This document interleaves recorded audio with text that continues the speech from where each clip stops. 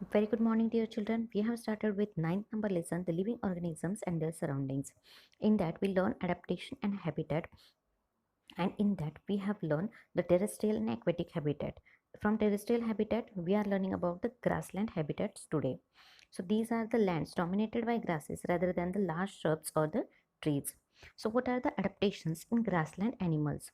In grassland animals, you can observe the lion and its prey, that is the deer. So adaptations present in the lion has light brown color which help it to hide in dry grassland when it hunts for its prey is the animal which is eaten by the lion. So lion become predator, and whatever it eating, that is deer he is eating, so it is its prey. So it has light brown color which help it to hide in the dry grassland. The eyes in front of the face allow it to have a correct idea about the location of its prey. For finding the location of prey, its eyes are in front of the face. Then lions have long and sharp claws in their front legs to catch its prey. Then lion is strong and fast animal that can hunt and kill other animals. So these are the adaptations present in the lion. Next, the adaptations present in the deer. A deer has strong teeth for chewing hard plant stems of the forest. Then it has long ears to hear the movement of predators. What deer is having? Strong teeth, due to which it can chew hard plant stems of the forest. Then it is having long ears.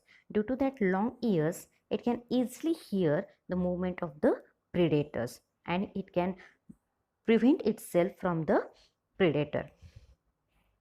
The eyes on the side of its head allow it to look in all directions for the danger. So the eyes of deer are located at the side of its head.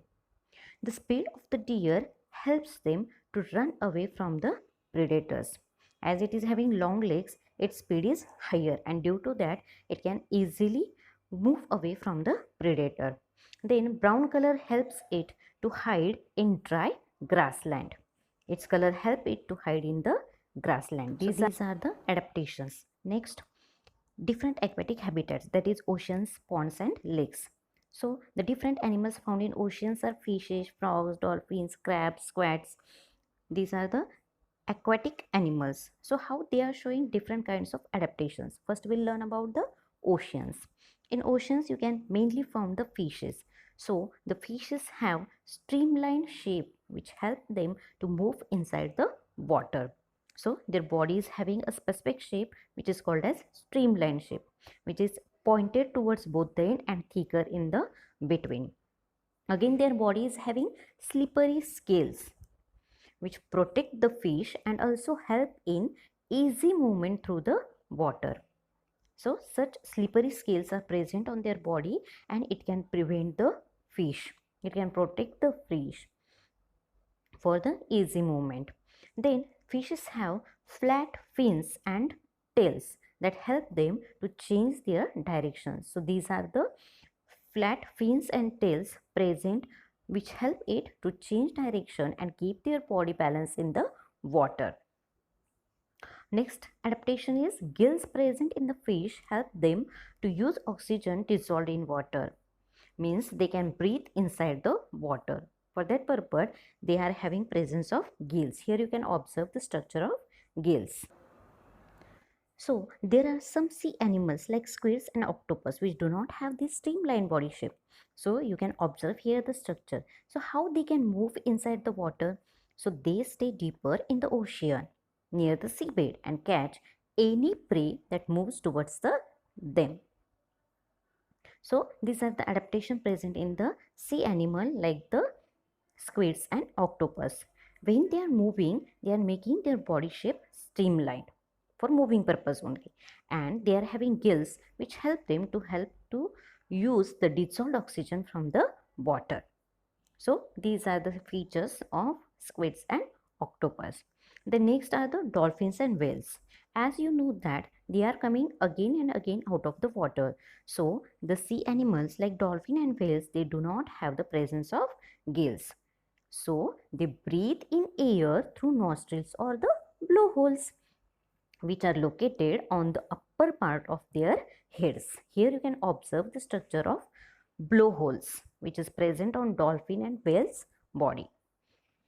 So these blowholes help them to take the oxygen present in the air, and that's why they are coming again and again out of the water bodies. So the blowholes help them to breathe in air when they swim near the surface of water, and they can stay inside the water for a long time without breathing also. They come out of the surface from time to time for breathing in the air. Next are the ponds and lakes. So these habitats living animals, mostly frog. You can observe frog as an amphibian. So it can easily stay inside the pond water as well as move on the land also. So what are the adaptations in frog? They have strong back legs that help them in leaping, jumping and catching their prey. Also they have webbed feet which help them to swim in the water. Here you can observe the long legs and the webbed feet presence of frogs. These specific features help them to alive as an amphibian. Next are the adaptations in aquatic plants. Some aquatic plants are float on water like this. Then some have their roots fixed in the soil at the bottom of the water, and some plants are submerged in the water. So some body part is inside the water and some part is out of the water. So these are the different structures presence of aquatic plants.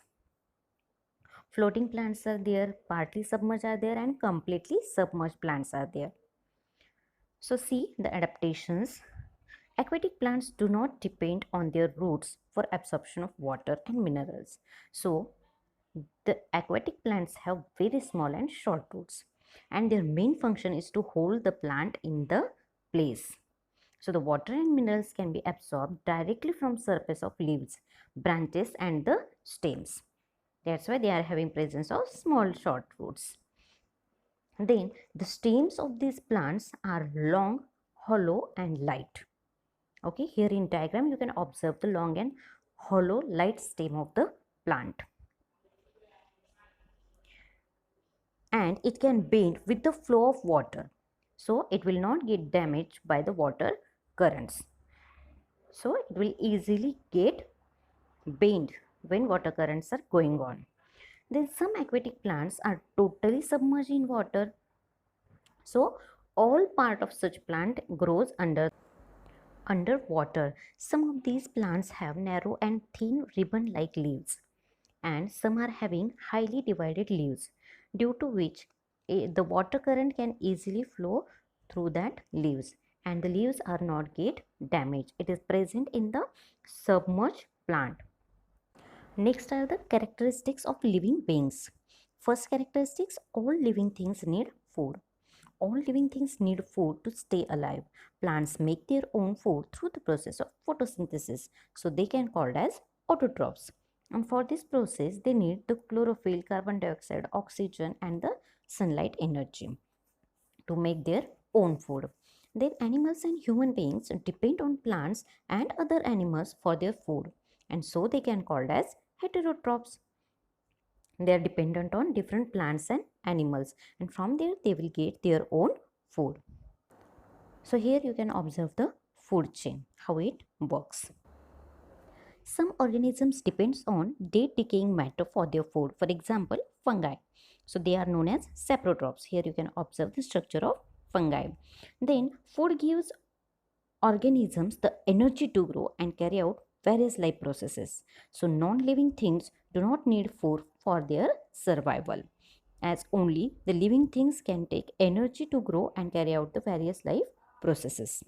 Next important characteristics of living beings is all living things shows growth. Growth means increase in size, and it is common to all living things. A baby grows and become an adult. So here you can observe from baby to an adult person. Seed grows and becomes a plant. Similarly, plants are also growing from seed to a plant.